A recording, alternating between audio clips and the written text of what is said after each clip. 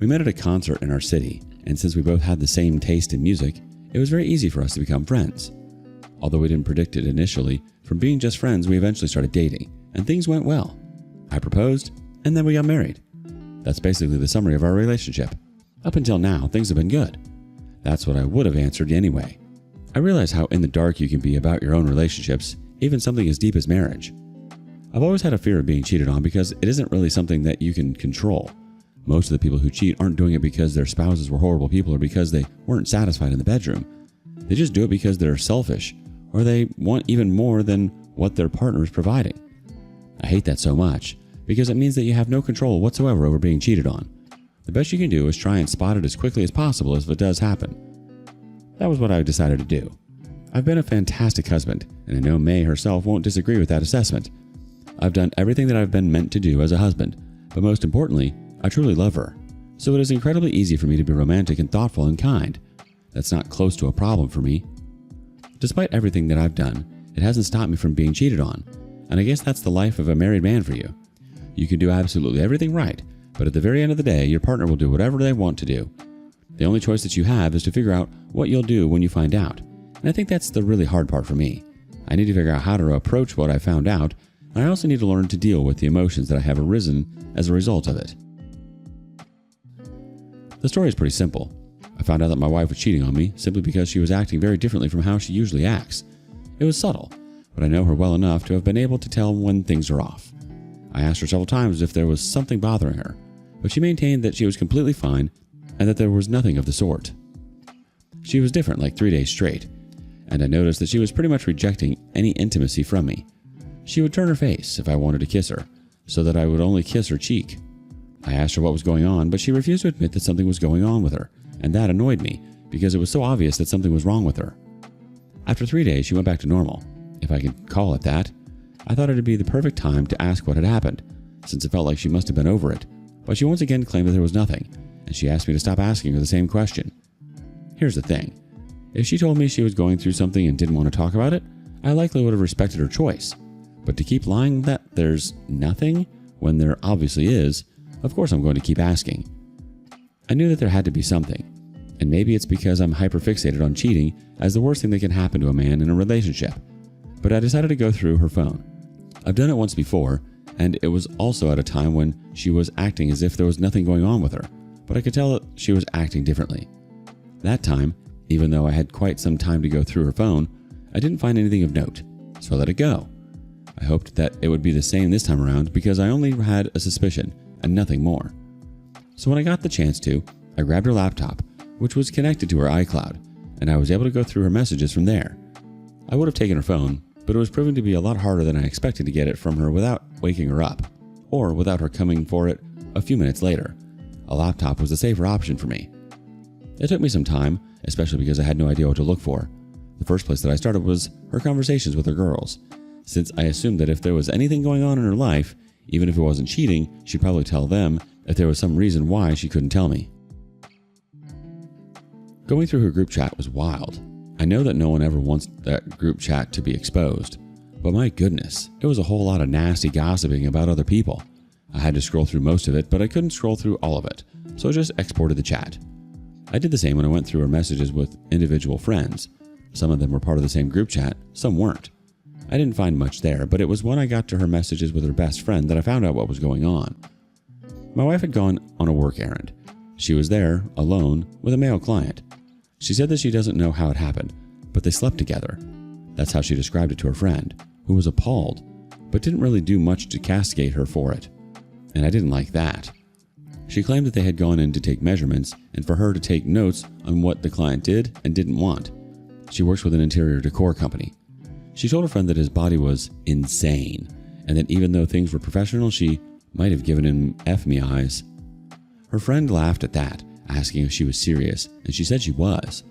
She said it has always worked for her, and it worked for him too.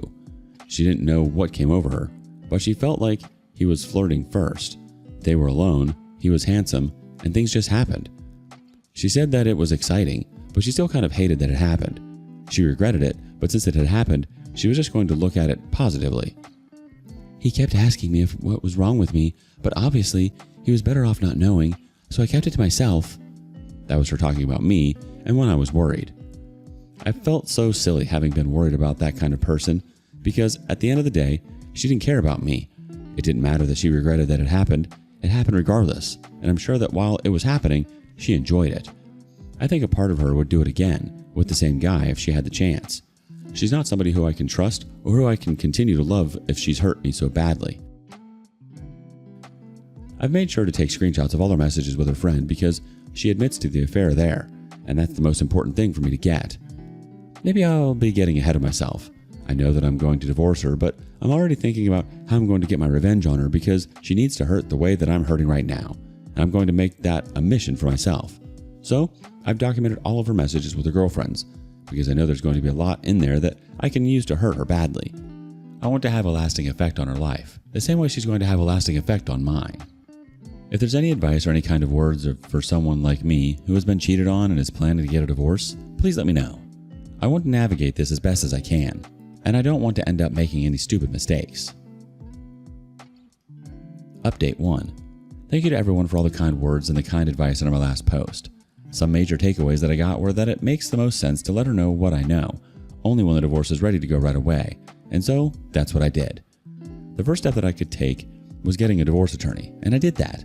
I've never had to shop around for one, and I never thought that I would need to do that, so it was harder than I thought it'd be, especially because I wanted one who would do a good job of protecting the little that I had built up until that point. Thankfully, I found one who was a little above the budget that I prepared, but convinced me. It was when the divorce papers were ready that I decided to let May know everything that I knew. It was a very casual day, and out of nowhere, I asked her what had been up with her a few weeks ago, when she had been acting weird. The word isn't defensive, but instead, I'd say she got very guarded. She asked me why I wasn't just going to let things go. I told her that I cared about her, so if there was anything bothering her, I wanted to know about it, even if it had resolved itself. She said that nothing had been the matter, and I really just needed to let it die because I was starting to piss her off. "Oh, I'm sorry. Are you sure it wasn't because you cheated on me?" After I said that, her face changed right away. She was shocked and she called me crazy. She also acted very insulted. She said that she had never cheated on me and she never would. I asked her if that was the answer she wanted to choose. I pointed out that it was very possible that I knew something about her cheating on me with one of her company's clients. "Claire, that witch," was the first thing she said in response. So it was clear that she knew there was no space for her to deny it any longer. I told her that Claire hadn't told me anything, though technically, in a way, she had, since it was her conversation with Claire that led me to the truth. I told her I hadn't found out through Claire, but she probably didn't believe me. I didn't care. Claire could catch some heat too, since she mostly seemed to enjoy hearing May recount her experience of cheating on me. I asked her why she did it, and her response was that it was a mistake. She knew that she couldn't take it back, but it had happened in a flash. She told me that I knew she was ovulating, and it made her extra horny, and he had been around her at the wrong time. I asked her if anyone would be able to get into her pants just because she was ovulating, and she claimed that I was twisting her words. She said it was the first time she had ever cheated on me, and it would be the last time. He just came at the wrong time possible, and she didn't have the power to stop it from happening. According to her, he had been the one who came onto her, and he came on strong. I let her know if that was the case, she could report it to her company, because she made it sound like a client had been pressuring her into sex, and she caved at the end of the day, likely because she didn't want the job to be compromised. She seemed hesitant about that, which was easy to understand because she was lying. I told her that I knew she was lying. I told her that I knew she wanted it just as much as he did, and I knew that she enjoyed it too. She didn't say anything to that. She told me that she was sorry, but it didn't sound like there was much heart behind it. I told her that it didn't matter because there was no way we could stay married after that. For some reason, during our whole conversation, it didn't seem to have occurred to her that things could end with divorce, because she seemed very surprised. "You're joking, right? Seriously?" I asked her why she seemed so surprised. She said that it was the only time that she had ever cheated on me, and she meant that. It had happened because of a moment of weakness, and it would never happen again. And she had already said that she was sorry. She said that it really wasn't a big deal, because these things happen in marriages and people move on. I let her know that I wasn't people, especially if those people didn't have self-respect and allowed their wives to walk right over them. That would never be me, and I needed her to know that. She told me that I was being ridiculous. She said it was such a trivial thing that if I really thought about it, and that she would be willing for me to sleep with someone too, if I felt that that would make them even. I told her that I didn't mind getting even, but that wasn't what would save our marriage. She had already planted a seed of distrust in me, and that would eventually germinate. Even if I decided to go on with things, it would never be the same, since I would never be able to trust her again. She started to act like I was being unreasonable, and that pissed me off even further. I told her that we had made vows, and so far, I was the only one to have stuck to them in their entirety. She needed to understand that saying sorry wasn't going to fix things. I let her know that the divorce was going to happen no matter what, and she just had to accept that. She ended up walking out on me. She got served with papers the very next day, and since we had said everything there was to say, she didn't mention it or make a big fuss. She had it read over, and then she signed. That's the point that we're at right now. So, as it is, I'm just waiting for us to get into the actual divorce proceedings so I can be done with her for good. I'm exhausted. Update 2. I'm really pleased to say that I finally freed myself of the burden of being married to a cheater. Divorce isn't a fun process, and I guess you only really learn that when you have to go through with it for the first time. But hey, I've done that now, and my goodness, it was pretty horrible. You want a clean and quick split from the person, but instead, what you get is slow and very painful one. You have to ruin whatever is left of the human feelings you have for each other by fighting over what you do and don't deserve. Speaking of that, because our earnings are mostly equal, there's no alimony. We had both have cars, so we kept our respective vehicles. She got to keep the apartment, but I was reimbursed for that, which is okay by me. I wasn't really attached to the place, and getting a new place for myself will really feel like a fresh start, which is what I need for myself right now. Once we were done, and we minimized our contact with one another, since there really wasn't much to talk about. I had to go to the apartment with a few friends because I wanted to pick up all of my stuff in a single visit. I had a police officer there to supervise things, as I had been instructed by the court. However, it felt like she came out on top somehow. We split things down the middle despite the fact she cheated, and I was just annoyed at her trying to act like the bigger person. Since the divorce was finalized, I decided that it was a perfect time for me to actually get back at her. I spent my time getting the social media accounts of a lot of her friends, particularly the ones who had been gossiped about, and the ones who had done the gossiping. I was going to destroy the entire friend group in one fell swoop. I didn't feel bad about it either, because one thing I don't like about women is the fake friendships. Smile and wave in person, but talk crap behind each other's backs. It makes no sense to me, and I was going to do something about it and make it clear she was the reason all those messages had been leaked. It took me some time, but I was actually able to compile everything into a few posts on Instagram. I tagged every single one of them, and in the caption, I described each slide and what they were looking at. Slide 1, @Kinsey gossiping with @May about @Sophia's husband cheating on her with his secretary. That was basically the format of the captions, going all the way to slide 10. I made sure to make it clear that all of this came courtesy of May. I used an anonymous account for it, and I knew that she was going to know it was me, but that didn't matter. Even if she could explain it to her friends that I was behind it, it wouldn't really matter to them. They didn't care about who did it or why I did it, but they cared about being exposed and being shown in a bad light. After I made the post, I got a few comments asking, "Who is this?" A few of the girls who had been gossiped about but never did any gossiping that I could find posted it on their stories to complain about fake witches. One of the girls who had been involved posted it asking someone to get her the person behind the account because she had a reward for them. I wasn't scared by that, and it sounded like she was trying to act tough. There was a lot of drama in the comments. Some women started to curse each other out there. It went on for a week, and I wish I had access to the fights that must have happened in the DMs.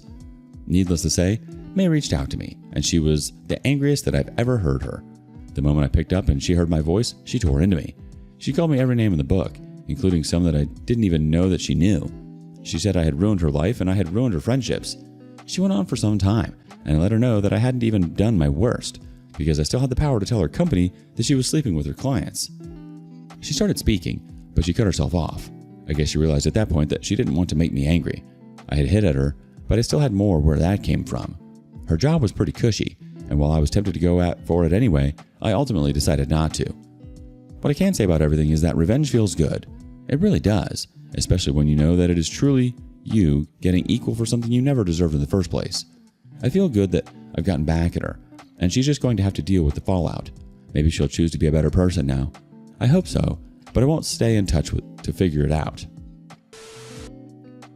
She played you, and she played you badly. You weren't paranoid, you weren't overthinking. You were reacting to a wife who suddenly couldn't even look at you, let alone kiss you, because she knew what she'd done. She didn't slip. She didn't accidentally fall into another man because she was ovulating. That's not how biology works, and it definitely is not how marriage works. She made a choice, and then she doubled down by lying to your face while you were literally asking if she was okay. And the second you confronted her, she went straight into denial and name-calling because she thought you'd fold like a doormat. She genuinely believed she'd cheat, hide it, brush it off, and you'd, what, apologize for caring? Yeah, no. We've all heard excuses, but which one takes the cake for sheer ridiculousness? Let us know in the comments below.